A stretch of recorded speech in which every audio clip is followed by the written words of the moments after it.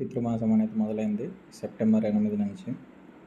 మీకు పితృ సమస్యలు ఏమైనా ఉంటే ఈ పితృ ప్రణామస్తవం చదివి దాన్ని పరిష్కరించుకోగలరు.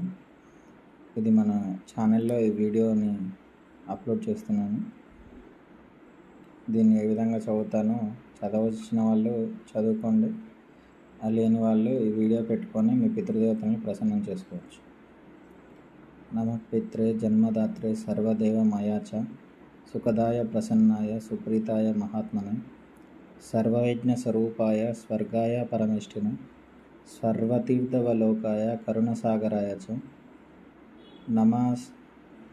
నమః సదా సుతోషాయ శివరూపయతే నమః సదాపరాధక్షమినే సుఖాయ సుఖదాయ చ దుర్లభం మనుషమిదం ఏన లబ్ధం మయా వాపుః సంభావనీయం ధర్మార్థే తస్మై పిత్రే నమో నమః తీర్థస్థాన తపోమాహ జపాదిన్యస్య దర్శనం మహాగురోచ్చ గురవే తస్మై పిత్రే నమో నమః యస్త ప్రణామస్తవనాత్ కోటీశ పితృతర్పణం అశ్వమేధ శతస్తుల్యం తస్మై పిత్రే నమో నమః.